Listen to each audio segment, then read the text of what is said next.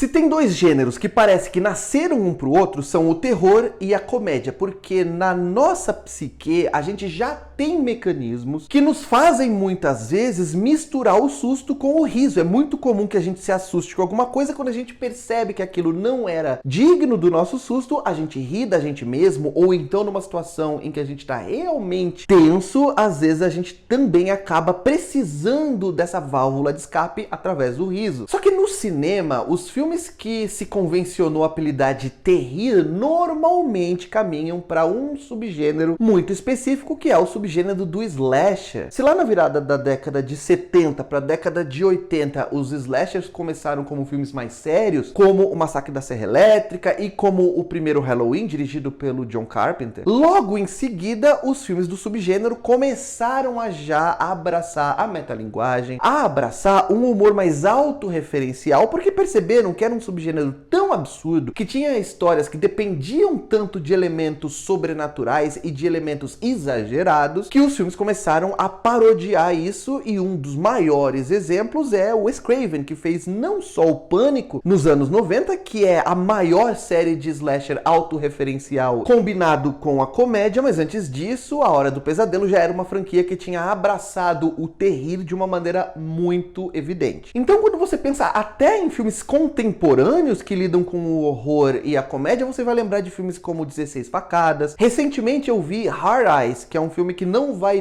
ter exibição nos cinemas aqui no Brasil, mas vai chegar diretamente para VOD e depois para streaming. Você pensa em filmes de terrir que são voltados para o slasher. O que não é o que o Macaco faz. O Macaco vai muito mais pro lado da influência do Sanheim, e não só de Evil Dead, mas até de filmes mais contemporâneos já, né? Tem 15 anos, mas eu vou chamar de contemporâneos, como Arrasta-me para o Inferno, porque é um filme que ele vai lidar com um terror muito mais macabro, ele vai lidar com o medo da morte, ele vai lidar com temas funestos, e é na maneira com que a gente encara a morte e como isso nos assusta que o filme vai usar o seu humor. Na história são basicamente dois irmãos que encontram um macaco de brinquedo ali, né? Que você dá corda e ele bate um tamborzinho, e eles logo descobrem que quando o macaco é acionado, se dá corda naquele brinquedo, ele bate os tambores, alguém morre de uma maneira muito brutal, muito grotesca. Essa é também uma inspiração que o filme pega na série Premonição, que tinha no seu centro o interesse do espectador em ver como que as pessoas iam morrer, porque cada morte que seguia os personagens era mais bizarra, mais brutal, mais violenta que a anterior, e era como se alguma entidade maligna fizesse com que a morte perseguisse esses personagens. É meio que isso que acontece em O Macaco também, mas toda vez que se dá corda naquele bicho. O filme, que é dirigido pelo Osgood Perkins, que recentemente lançou Longlegs, sobre o qual tem crítica aqui no canal, e consegue criar gags visuais que são muito divertidas, voltadas, como eu falei, pro macabro e pro nosso medo da morte. Ele transita ali num caminho entre a banalização da morte, em como a morte é algo esperado, é algo natural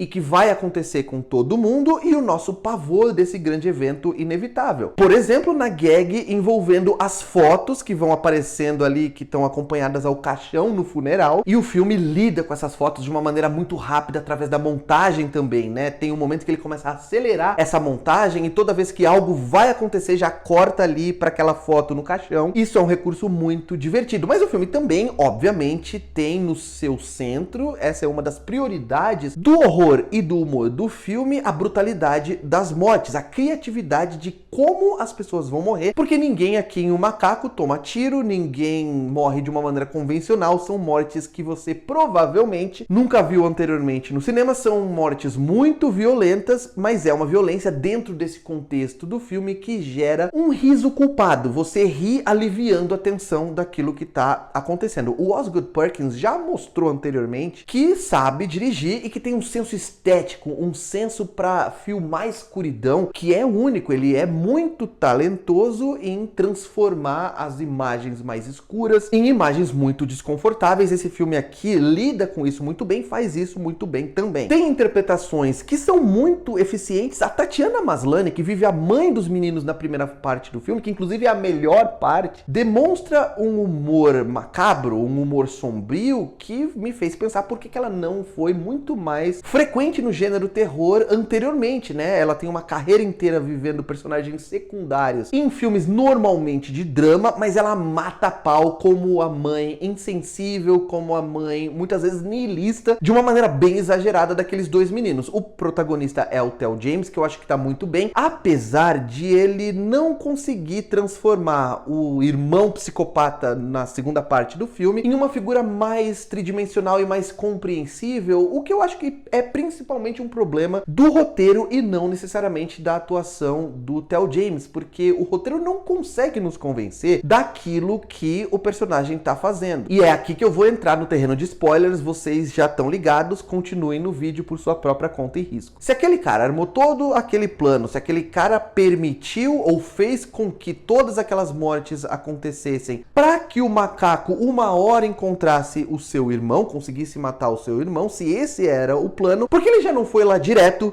e matou o irmão? Para que armar esse plano todo para fazer algo que seria muito mais simples? Isso é algo que o filme não consegue explicar bem, a não ser que a gente assuma que aquele cara é um psicopata mesmo, o que a personalidade do menino na infância ainda dá vazão pra gente acreditar, e que ele realmente gostou muito de ver aquele macaco matar aquelas pessoas de maneira brutal e usou isso como uma desculpa para chegar no irmão. Essa é a única explicação que faz com que aquela segunda metade inteira do filme faça algum sentido. Não espere ir assistir ao macaco para ficar tenso, para morrer de medo. Esse não é o foco do filme. O foco do filme é realmente ser uma comédia de humor macabro e, com certeza, se você for esperando isso, você vai se divertir, você vai rir provavelmente tanto quanto eu. Quero muito saber de vocês, se vocês já assistiram ao filme, se gostaram ou não gostaram, se concordam ou discordam dos pontos que eu apresentei nessa crítica. Não se esquece de dar um like nesse vídeo, se inscrever no canal, clicar no sininho e em sempre para sempre receberem notificações de vídeos novos por aqui. E por hoje é isso, um abraço, tchau.